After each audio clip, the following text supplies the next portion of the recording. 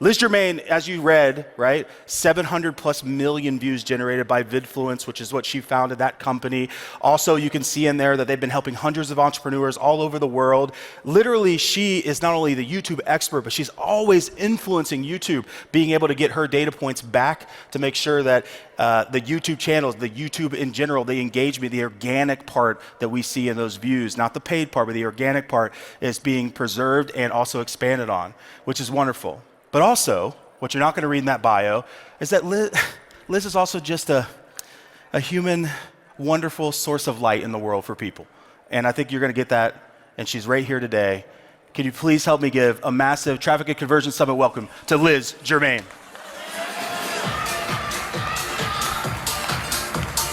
Thank you so much. Go kill it. You're going to kill it. Thank you.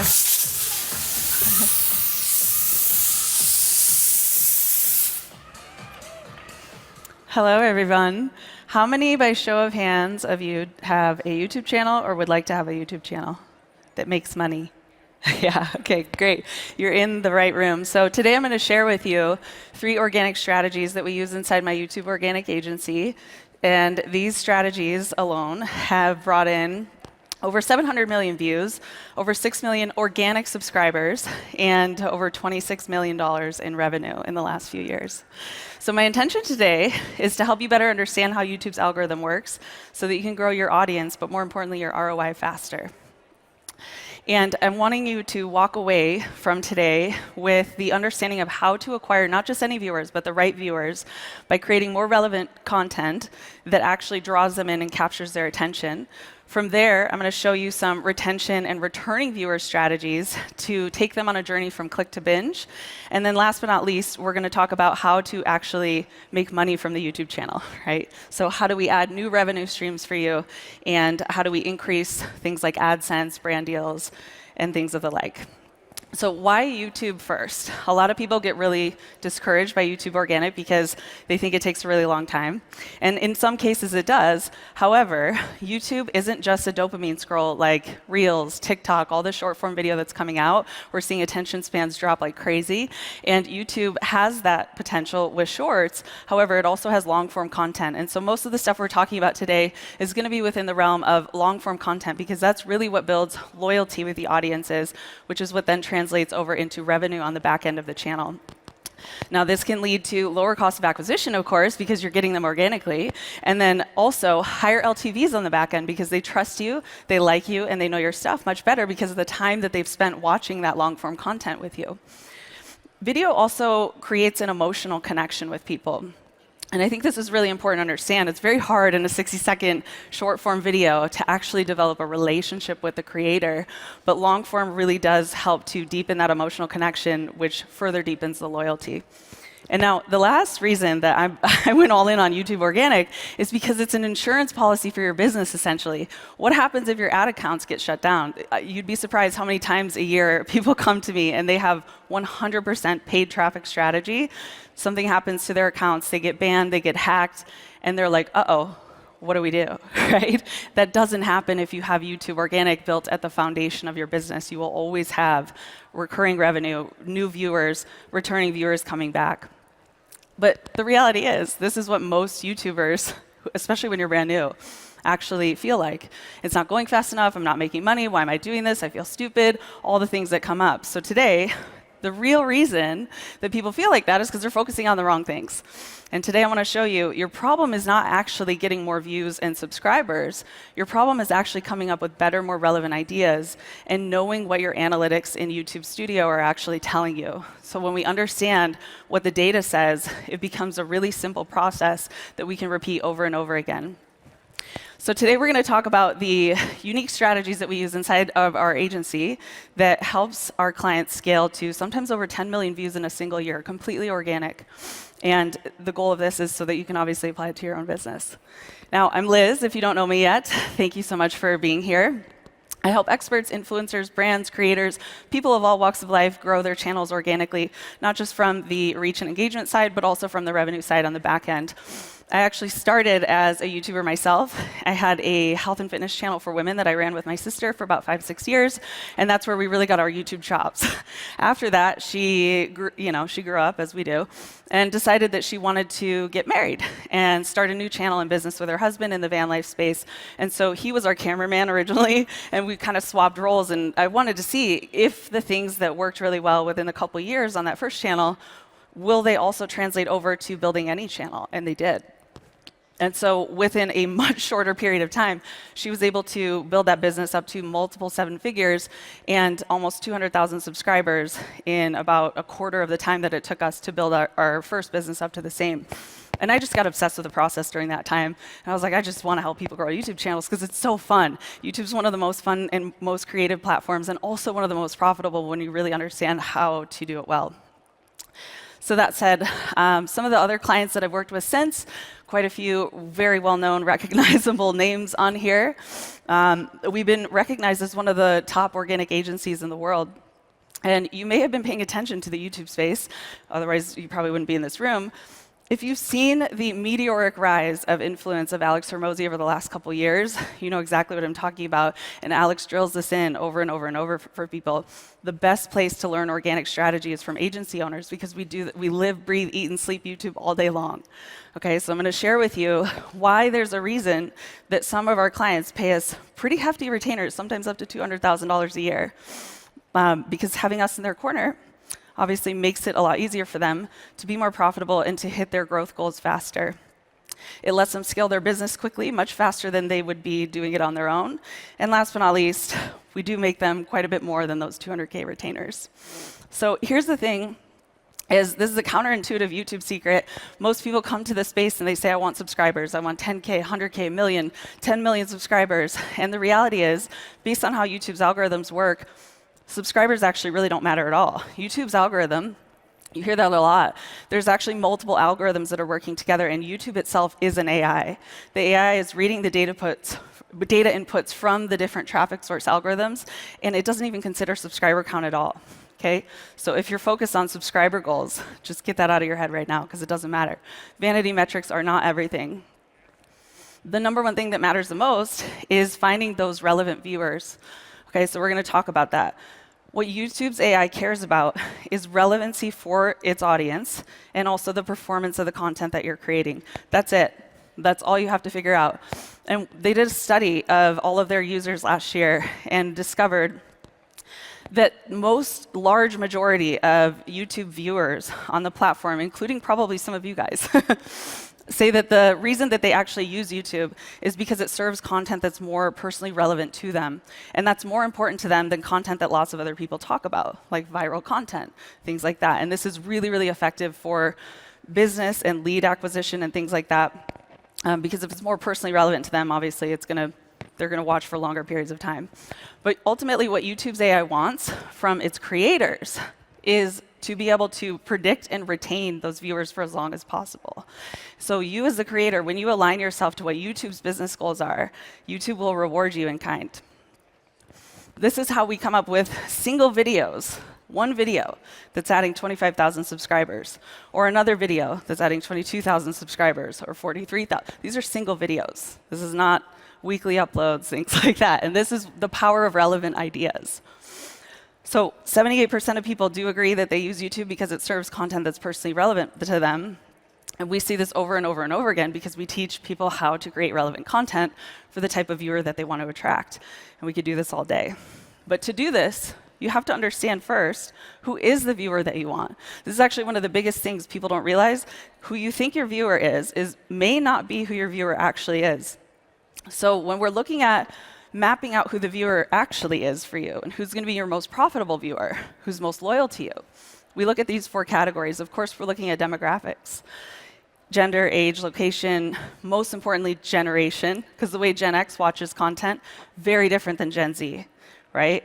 So you want to get really clear, especially on what generation they're a part of, because that's going to inform the content styles and the formats that you create.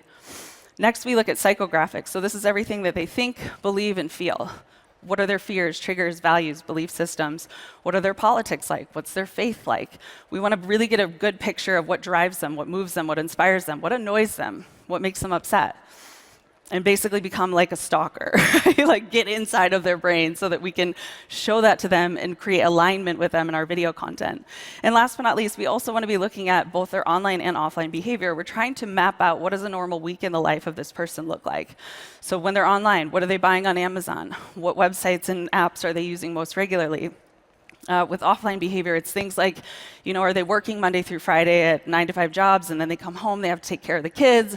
Every Sunday they go to church, they volunteer at the PTA meetings. Or are we talking, they work online? It's a completely different strategy. If somebody has a full-time job, that can also inform when's the best time for you to actually post your content when they're most likely to be online. So you want to get really clear on these 4 categories for your ideal viewer. From there, we want to figure out what are they already watching most on YouTube. Now, we have strategies to do this, which we teach inside of our programs. But the main things you need to know to understand this is YouTube traffic sources. YouTube's AI is very, very sensitive to traffic sources. So if you're in this crowd trying to pay for ads to get more subscribers, please stop. If you want to grow your channel organically, we have to prioritize organic traffic sources.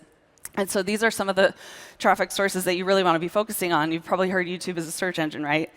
But the reality is search is nowhere near as effective for creating exponential growth as recommendation traffic sources are. So when we have recommendation traffic sources, here we have YouTube homepage. If you go to youtube.com, how do we get your videos to display there? And then we have the up next and video suggestions when you're on the actual watch page. Those are the 2 primary recommendation traffic sources that we're targeting when we want to create exponential growth. But then, of course, we do also have, this can be, with YouTube search traffic, it can be really good for answering problems, challenges, and questions of your ideal clients. So it can be really, really good for conversion strategy. We do still occasionally include some SEO strategy with our clients, especially if they do have offers on the back end of the channel. But last but not least, we have the Shorts feed. Now, the Shorts feed algorithm is completely feed-driven, which means it's basically like playing Russian roulette. And the same fundamentals that apply to your long-form content will also apply in storytelling and retention and hooks and capturing attention in your short-form content. But again, you want to bring it back to the viewer. If your viewer is not actually watching shorts or they're not likely to watch shorts, then don't follow the hype, okay? And we can find all this information inside of your data and analytics. So what we're really looking for is to optimize these 2 recommendation traffic sources for the fastest amount of growth possible. Now, coming back to that viewer, it's also important that you understand the stages that they go through when they're watching your content. There's 4 primary stages that they'll go through. First and foremost is, do they see it in one of those traffic sources? From there, let's say they do see it, do they click on it, right? Or are they clicking on the other dozens of other videos that they're seeing? If they do click on it, how long do they actually spend watching the content? Do they leave after 10 seconds, 30 seconds? Do they stay for 90% of the content? We need to be looking at those retention reports for every single video that you put out. And if you're not doing that, you should start doing that now. Let's say they do watch most of the video, then what do they do after that? So we want to really get a picture of, from click to binge, what's actually going on. And your data will show this inside of YouTube Analytics.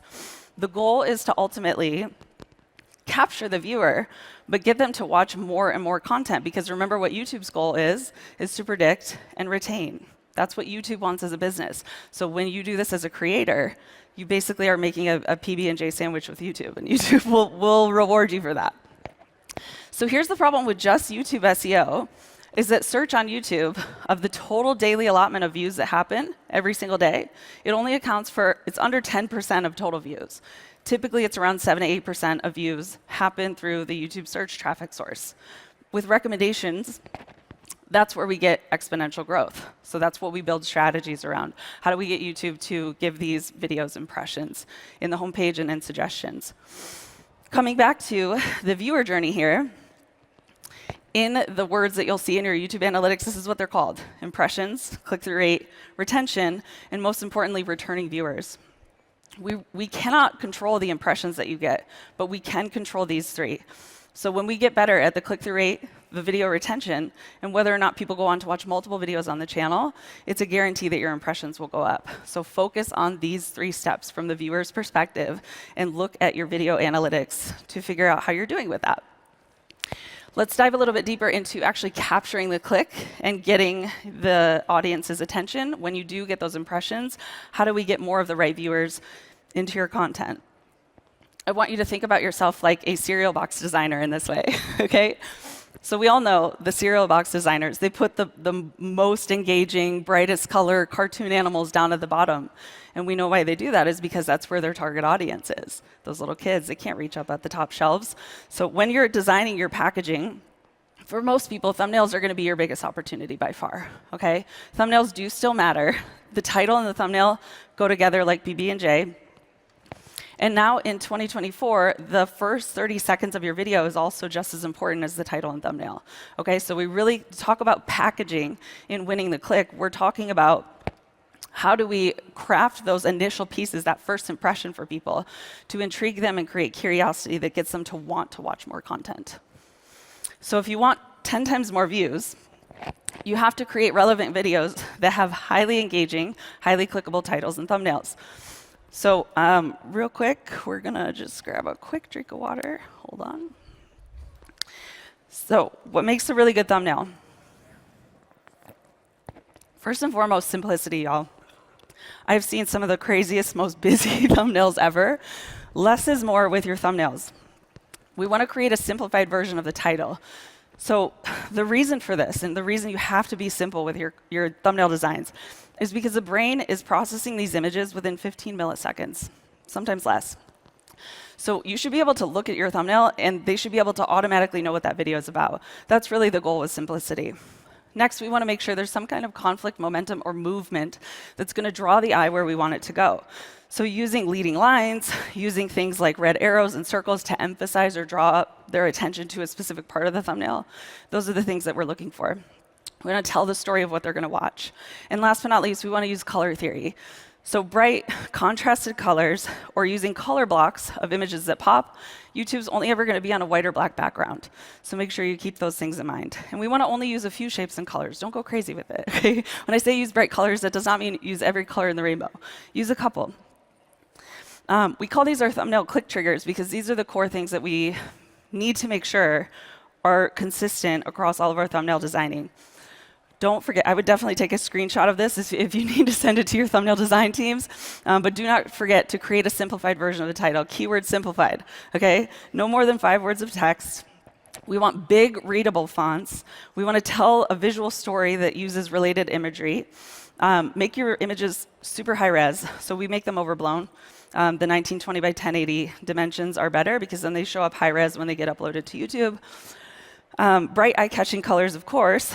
And if you have facial expressions in your thumbnails, you want to make sure that you are using exaggerated emotions, okay? You'd be surprised at how many times one of the first and easiest things you could do is don't use smiles in your thumbnails, okay? Unless it's intentional and strategic, 9 times out of 10, you're not going to use smiles. We should be showing emotions like shock, fear, curiosity, confusion, frustration, things of that nature, if you have face pics in your thumbnails. Not every single thumbnail you do has to have a facial expression in it either. We'll talk about that in a second. But last but not least, we want to use red arrows, emojis, graphics, things like that to further draw the eye in when it's appropriate.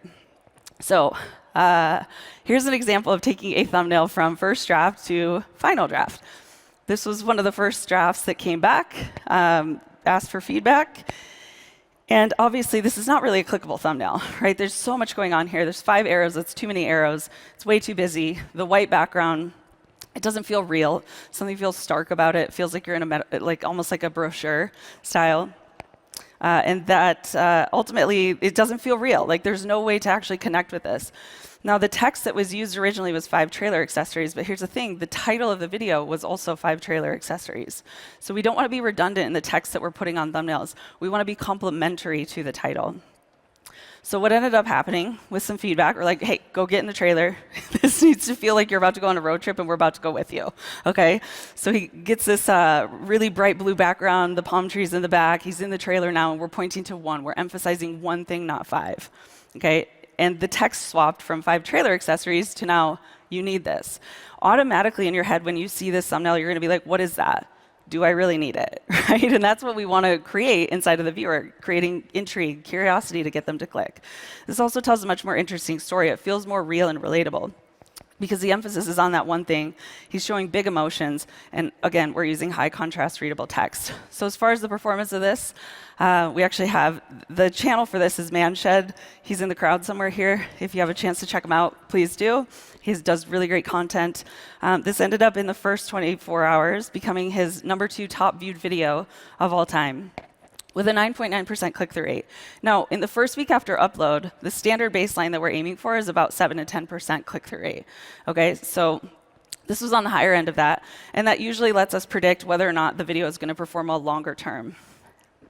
Now, that video went on, by the way, I think it's over 500,000 views now from a year. Okay, so with a good chunk of views in the first couple hours to now a year later, it's got over 500,000 views.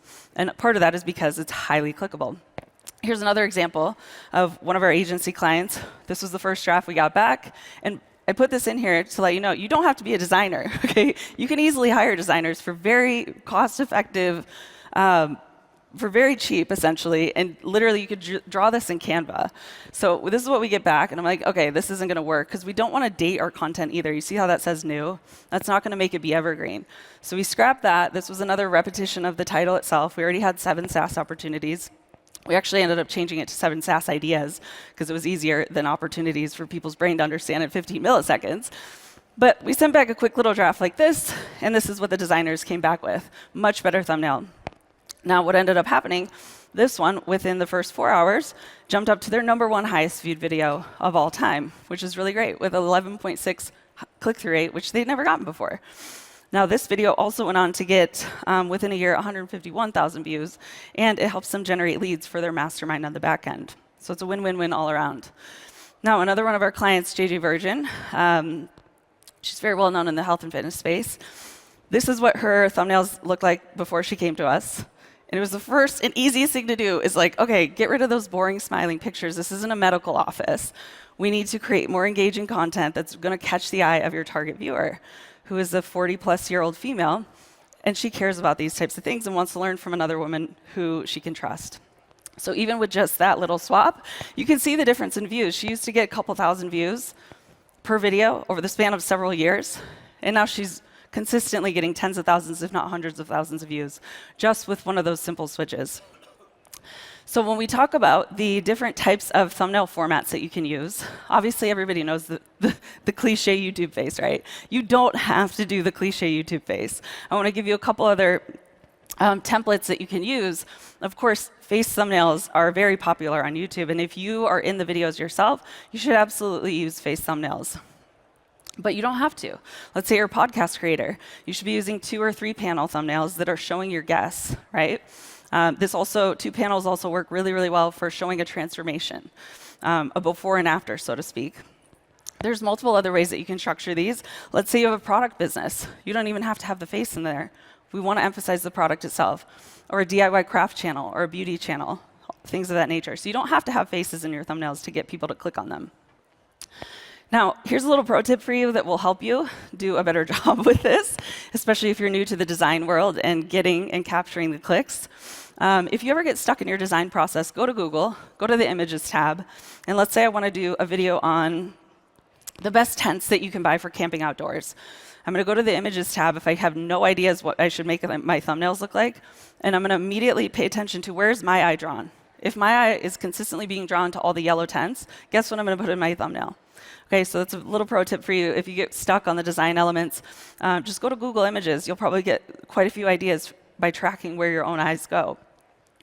You can also use thumbsup.tv to test how your packaging is going to look on all the different traffic sources before you actually roll it out. This is a really good practice to do just to make sure that in all the different impression spots that packaging is really cohesive. And by the way, you don't have to do this just with on new content, too. You can go back into the archives, take some of your highest performing content, and just tweak the packaging a little bit, and it can give it a second wind. This is another one of our agency clients. They posted this video before they met us, but way back in December 2019. And we optimized it about a year ago. It started picking up slight speed. The only thing we changed was the title and thumbnail. That's it. it started picking up a little bit of speed. Then right there, Noah Kagan does something that has the exact same audience, and it absolutely took off because the engagement stats and the performance were higher because of the optimizations that we made. So if you are going back into old content to work on optimizing old content and getting it up to speed, it's a very time-consuming process to do that. So what I would recommend you do is essentially pick the videos that had a really low click-through rate with not that many impressions, that had a really good retention. And those are the ones you should go back and optimize. Why? Because YouTube cares about predicting and retaining viewers for as long as possible. So look for those super high retention videos that you have. If the packaging sucks and the click-through rate was too low, those are the ones that you want to clean up. Now, one of our other agency clients, this was an epic collab. Tony Robbins and Jordan Peterson. I mean, my goodness. What an honor to do this. But this is what the podcast team came back with. Thumbnail A. And I'm like, that's not going to work for YouTube. Let's chop it up. So we do.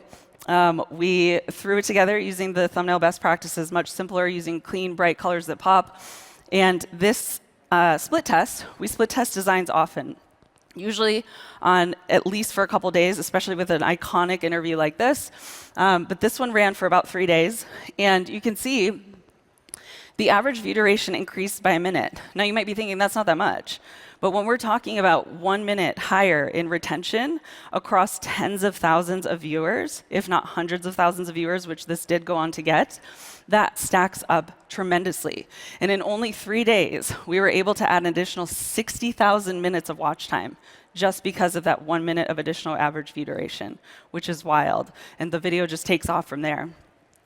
Now, if you're split testing thumbnails, just FYI, you can still split test titles too. So we went back once we had the winning thumbnail, and then we split test the title. The first title really wasn't that relevant, wasn't that engaging, wasn't that exciting. It's just like you're just clicking on it because you want to watch what these guys have to say. But we use YouTube best practices to clean that title up, and we can basically increase these rates even more. And these little shifts make a huge, significant difference over time in the organic world. Now, the good news is that YouTube is bringing split testing back into the YouTube Studio natively. As of right now, they are in the process of rolling that out so that by this time next year, every single creator will have the ability to split test your titles and thumbnails inside of YouTube directly. But as of right now, you do need TubeBuddy Legend to be able to do that. So it's really exciting news. I'm very excited to be able to do it all natively now and not have to have a third-party app. So just know that that is coming. Now, if you want to work on practicing this skill, which is one of the most fundamental skills to succeed on YouTube, make sure you download. We've put together a collection of some of our proven title formulas and a variety of other thumbnail design formats for you. So go ahead and get that free guide. If you missed it, don't worry. I just want to make sure you're paying attention. I'll have it at the end. All right, so coming back to the viewer's journey, I really want to emphasize the returning viewers section. So we talked about click-through rates. Let's go into how do you get viewers to watch for longer and to continue watching multiple videos in a row. Because when we get better at these 3 things, again, the impressions are guaranteed to go up. So as we move into the retention phase, the goal here is to keep them watching from click to binge. Okay? So if you were YouTube, I want you to ask yourself, let's say you're YouTube's AI, right? And you're making the decision whether or not to promote the top video or the bottom video. And you look at the retention, and 2 minutes in, the first one lost 93% of its traffic. They all left. They clicked away. Versus the other one retained 61% of its audience. Which one would you promote more? If you're YouTube and your goal is to get people to watch for as long as possible, because that's how you make money. Right? Obviously, you're going to go with the one that has the higher retention. So that's why this stuff really matters. And when we're talking about keeping people's attention for long periods of time, which, by the way, that could be anywhere from 60 seconds up to 2 hours long.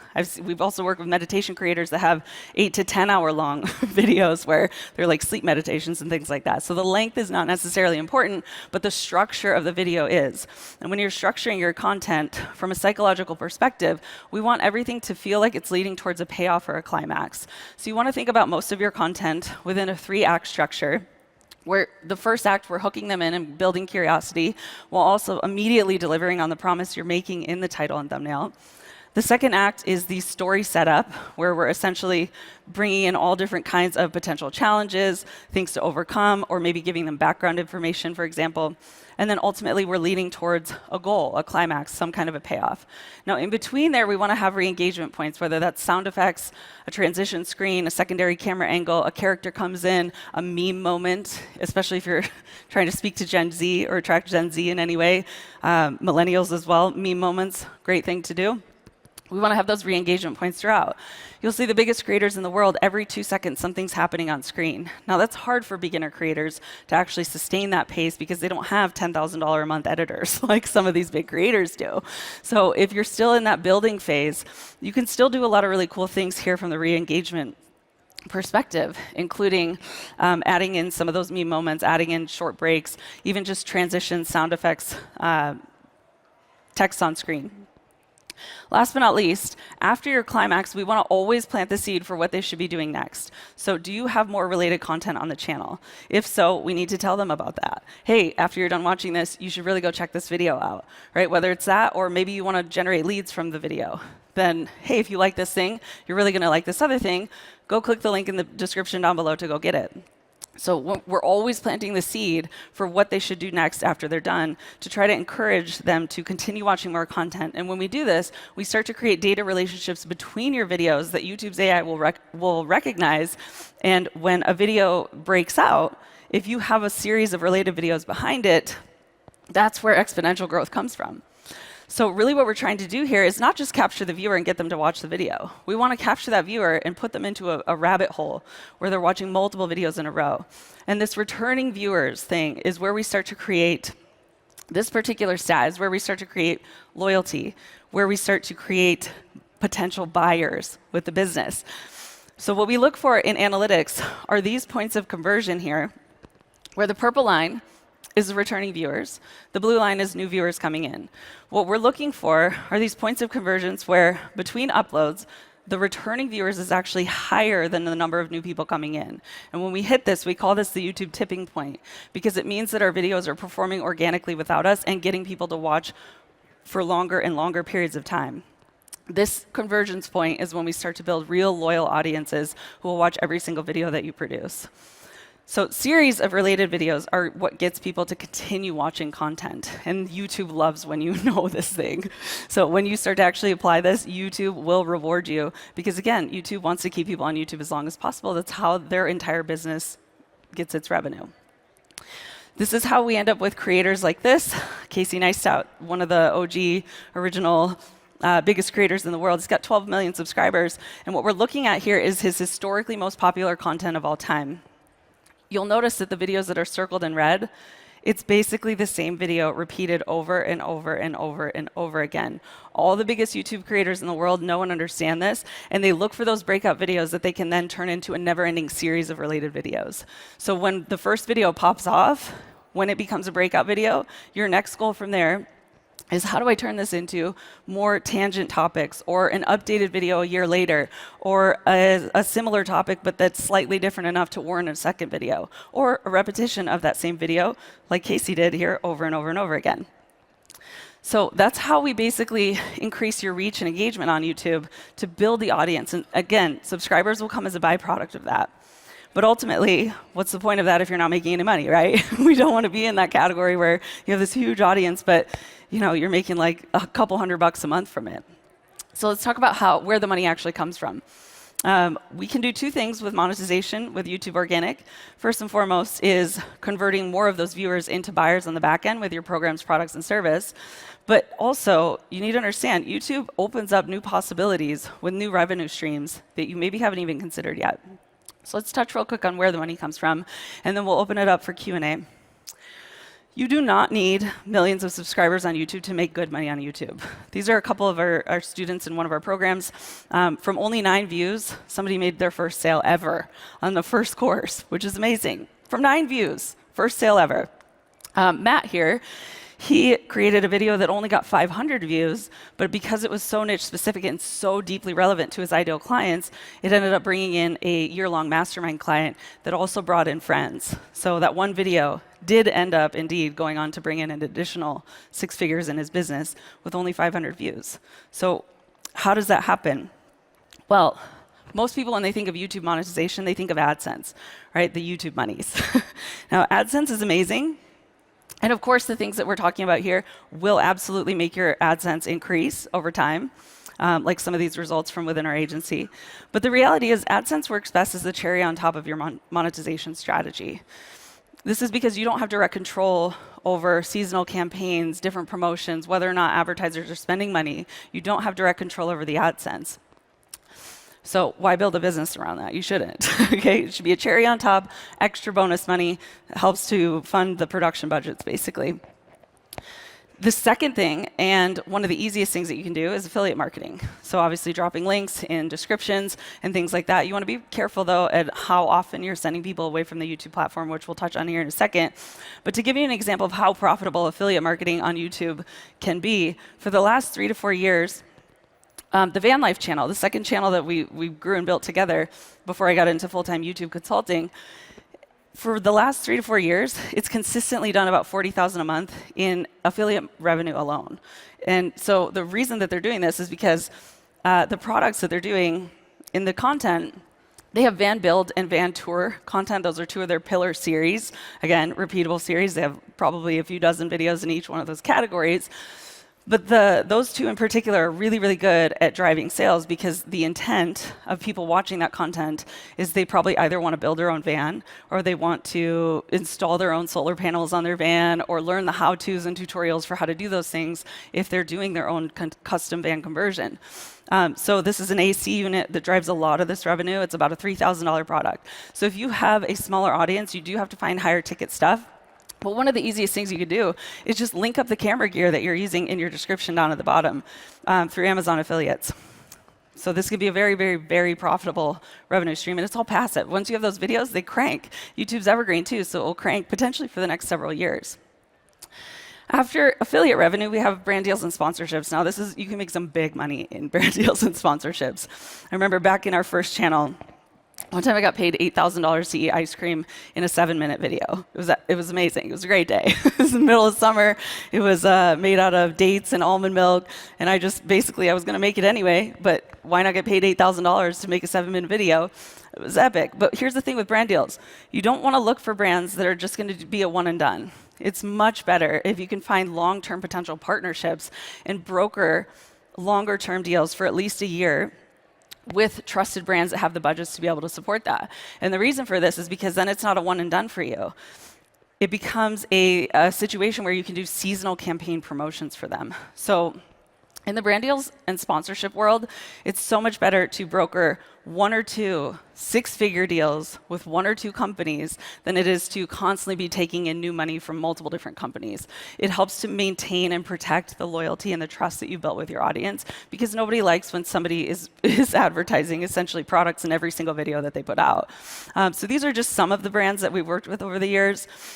We do typically look for even just 6-figure deals, especially with some of our bigger creators. But you don't have to have millions of subscribers for this. Basically, once you're over 100K, you can start brokering 6-figure deals for a year-long contract with a partner company. And last but not least, I saved this one for last because it is by far the most profitable and also the one that you can do in the fastest period of time. Back-end sales for programs, products, services, courses, things like that you have. Could be physical, could be digital. It really doesn't matter. If you have any kind of product whatsoever to sell, this is where you're probably going to make the most money on YouTube. But here's the thing is, again, YouTube doesn't like when you send people away from YouTube because YouTube's only business goal is to keep people on YouTube longer. So we want to do lead generation from your YouTube channel with that in mind. We want to do it strategically. And we typically recommend the 80-20 rule here, not as a hard and fast, you have to do this, but more as a general guideline where 80% of your content on YouTube leads them to more related content, like we just discussed, and up to 20% of that can be strategic content that takes them away from YouTube and puts them in your funnel. Now, most of the time, we'll be doing the sales stuff, the sales invitation, the copywriting, all that type of stuff. We do it on the back end of the email, so it never disrupts the top of funnel experience that these new people have. So just a couple examples of lead gen videos that we did. It's a SaaS founders mastermind company. So they teach, new and early stage SaaS founders how to grow to multiple 6, multiple 7 figures, and then eventually exit and sell. This was one of the videos that we did, and within the first 5 hours, they had over 381 leads for that mastermind within the first 5 hours. Now, this video has continued to crank, and basically now they have that insurance policy. They don't really need to do ads. Of course, they do still do ads, but they don't need to because the YouTube channel, this isn't the only video that's doing that, right? There's multiple videos that are doing that and building that base foundation for lead generation. With JJ, we ran a campaign because we noticed one of her highest performing videos from this year was a video on arm exercises. So we're like, okay, cool. Based on the data from that and the explosive growth you got from that, let's go ahead and create a freebie for that. So we created this lead magnet specifically because of the performance of the YouTube content. And within the first week, she got over 2,000 leads for that. And it's, again, continued to crank because YouTube's evergreen. It's not a dopamine scroll. This is all also, by the way, while continuing to build the audience and bring more people into those funnels. So it's really a 1-2 punch. And that's typically where people make the most money, is if they have a free or low-cost offer, like a free workout guide, like a free training, something of the sort, just to get them on the email list, and then all the selling happens in the back end of the email, okay? So we don't want to be selling directly on YouTube. Consider your YouTube channel completely top of funnel. We're just using it for lead capture and for audience growth. On the back end, in those email campaigns, we do have a lot of templates and campaigns and things like that. After this, we have a booth out there in the expo hall, so I'll tell you where to find us. And we can chat a little bit more about that if that's of interest to you. But typically, we'll take people from that initial email opt-in, and then we have sequences on the back end that will send them into. Usually, we like to see people put them into recurring revenue offers. Okay, so not just one-time sales. If we do have a one-time sale, we're always trying to push them into a longer term or ascension model type of thing, where we're not just making that one-time sale and then they leave us forever. We're building loyalty and real engaged audiences here that have the potential to be very profitable customers on the back end. So aim for, typically, we've seen the best conversions with $100 or less. The best conversions that we've seen for lead gen have come from completely free offers like I just shared there. And then again, all your selling is happening on the back end of the channel. With this type of structure, people think you need like thousands and thousands or tens of thousands of leads to make good money. You don't. Realistically, you only need about 1 to 2 good, organic, targeted leads from the channel to add an additional 6 figures in revenue from back-end program sales. And this is with relatively conservative pricing of around $1,000 for the offer. To generate that additional 6 figures. But obviously, everybody's offers, you have different pricing structures and things like that.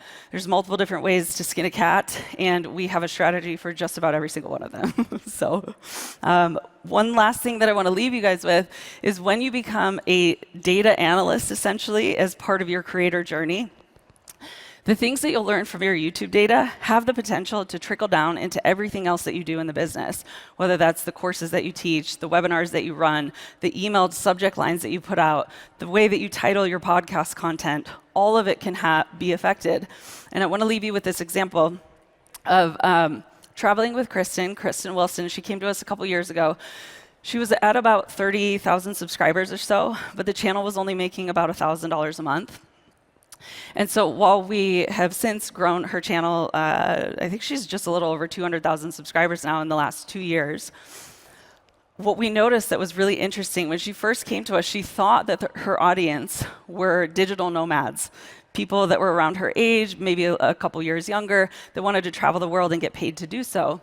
But when we actually cracked open YouTube Studio and pulled up her audience analytics reports, what we discovered was that the large majority of the people watching her content, you can see some of the examples of the highest viewed content she's put out. A lot of them are about different locations and places that you can go to and learning more about those local areas from somebody who's been there. But what we discovered is that the majority of her audience was actually Gen X men. And this was really interesting to discover because for the longest time, she was really struggling to monetize and grow this channel. But when we figured out, okay, that's because you're speaking to the wrong audience, you actually need to talk to these dudes who are trying to basically become expats. They're ready to retire. It's a completely different audience with completely different motivators, fears, values, triggers, beliefs, and goals than the digital nomad audience, which is typically, millennials, Gen Z. They have very different priorities, way less money typically, the whole nine. So what we discovered is in that YouTube analytics data, because YouTube gives you so much information about your audience, we basically revamped her entire offer structure, and we put together a program called Ready to Relocate that was specifically targeted to the Gen X audience who's looking to leave the United States and go live overseas. She happened to have expertise in that because she used to work for a travel agency, and she used to help people do that full time. And I'm like, this does not make sense. Why are we talking to the digital nomad audience that just wants to travel and have a good time and make money online when actually your real target customer is this person and you already have the skill set to do it? So within the first month, this was more money than she'd ever seen in her life. She made $60,000. This is all organically, too, with the Ready to Relocate program that she put together. So overall, I want to leave you with this, because sometimes YouTube can feel really overwhelming. But the reality is results don't take time when you know what you're doing. They take clarity with what the data is showing you, and also courage to try new things that you haven't done before. If what you've been doing so far has not gotten you these types of results, then it's time for a new strategy. And we have to be able and be willing to do things that you haven't tried before if your goal is actually to become a profitable YouTuber. So just for you guys to help you along the journey, if that's something that matters to you, like I said, we did put together some of our best proven video title formulas, as well as the additional thumbnail formats. So these are ways to capture and pull in the right types of viewers that you want. And we have some other additional retention strategies mapped out for you inside of here. So make sure you grab your copy of that. This is normally something that we only put in our paid channel amplifier program, which is where we teach creators of all sizes how to learn and master these strategies. In addition to that, we're going to open up for Q&A here in a moment. And we do have a booth right straight back, right next to where the coffee bar is.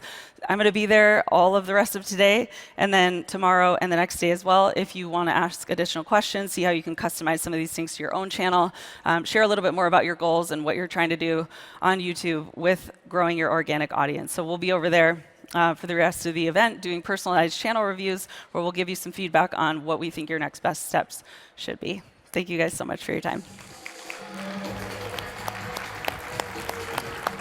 Keep it going. Do you want to do Q&A? Do you have time? Yeah, Yeah? Q&A. Okay, great. We're going to move into some QA right now, if that's good. So we have 2 microphones right here in the aisle, and then Liz is going to stay here. So if you have specific questions about your business, we probably have just a little bit of time for that. So if you want to come down here, you can use the, yep, great, and you can start making a queue right there. Perfect. So why don't we start over here at the green microphone first? Thank you. Hey, thanks. Great presentation. So here's my challenge. I have a 22-year-old son and his girlfriend living at the house. He started a YouTube channel a year ago.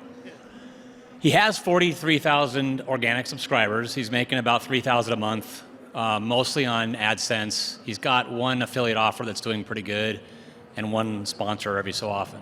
He's trying to grow it to like 10 grand a month. Okay. It's in a really eclectic niche. It's on Minecraft game mods. Is that something you can work with? We don't typically, we specialize more in the business creators, but come see us at the booth, because I have a great referral for you that specializes in gaming creators. Okay, thanks. But basically, not to push you away. I want him to make like 10 grand a month so he moves and buys a house. Yeah, the reality is any channel in any industry. I love him though. Yeah, of course.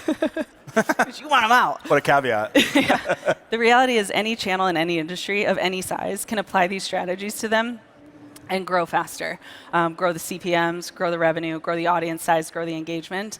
So it's a deeper conversation than we have time for today. But can you work with that? Can you grow a gaming channel? Absolutely. There's literally thousands of people that are making multi-millions just with the gaming niche. So I would definitely encourage him to continue going for it, but also learn how to actually read the data in YouTube, so he's not just spinning his wheels like most YouTubers do. They'll just keep putting out content, throwing spaghetti at the wall, but he needs to also understand what's going on in the analytics on the back end to make it the most profitable in the least amount of time. It's great advice. Thank you. Yeah, you're welcome. Let me go right over here to the blue mic. We'll kind of alternate back and forth. Hey, how are you? Hey. Liz, this was an absolutely amazing presentation, and it came at the perfect time. I've been posting consistently. Let me try to make this low. I've been posting consistently on YouTube for like the last month and a half or so, and my question is, how much do you think video quality plays in a role of versus volume? Because right now I'm just really just trying to post consistently, get data back from the algorithm, like you said, see what my audience kind of worries about, and then like I got like one comment that just kind of put me off. They're just like, yeah, you know, it's such great content, but like your audio and video sucks. Because I've just been doing it with my phone in my office. So do you feel like I should really just focus on looking at what the content portion of it, or really just try to step up, or when should I focus on stepping it up? Yeah, that's a great question, and it's something a lot of creators go through, myself included. We started with a phone as well and a cardboard box that was jimmy rigged like a tripod, because that was back before we had any money. But gear would not be the first thing that I would invest in. The first thing I would invest in is education on how YouTube's algorithms work, 100%. Because you can essentially, if you have good strategy, the quality of the content itself isn't as important as the underlying relevancy of the content to the viewer. So as far as order of importance, order of operations, get good strategy first, figure out who's your viewer, what do they watch most, and then from there, once you do have a little bit more of a budget, then reinvest it back in. And the first thing you should invest in is your audio.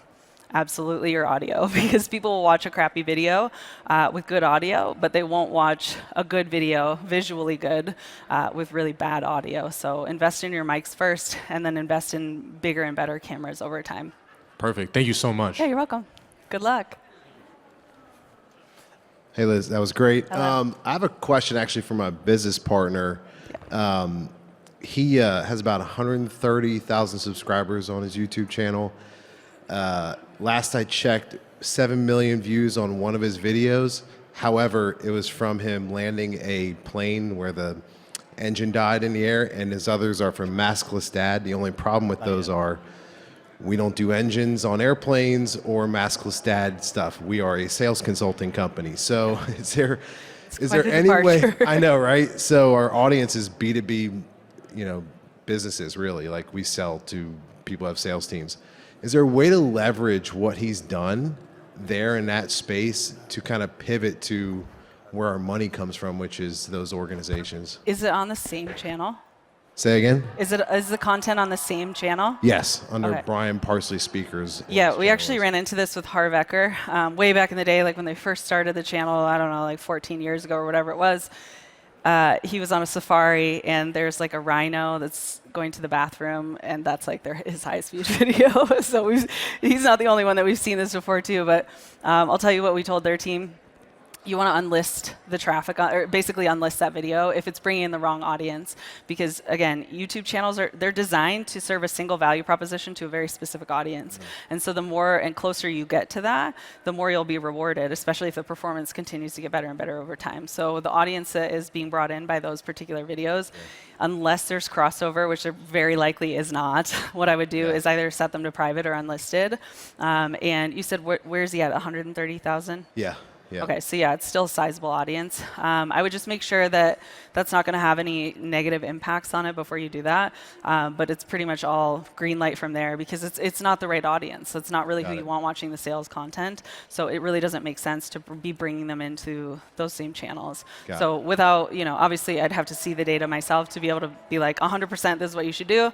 But in general, if it's not bringing in the right people, unlist it, make it private, because it's basically useless views, essentially. I think he just broke his heart, but Yeah, it's okay. Hey, tell him if he needs some help, we'll get him 1 million views on a video that actually has to do with sales. How about that? Yeah, give him something to look forward to. Liz, I'm so sorry, real quick. We do have to flip over the room. I would want to do one more question over here, but can you hang here so people can come and talk to you? Right Yeah, afterwards? let's actually meet Go to over your at the booth. Okay, Yeah, great. so it's like straight out from here, we're on the right. What's the number? Do you know? B10. B10. Okay, so B10.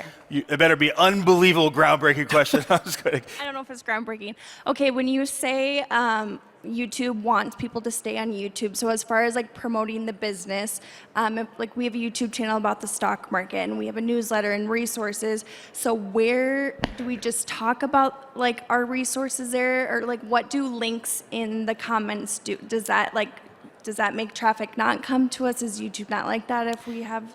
Yeah, great question. I would say in general, again, just use the 80-20 rule. Most people, especially if you have a business on the back end, they're putting links in every single video, trying to get every single video to generate leads. You don't want to do that. Okay. Most of your content should be leading them to other content that you have on YouTube if you want to grow the audience size bigger.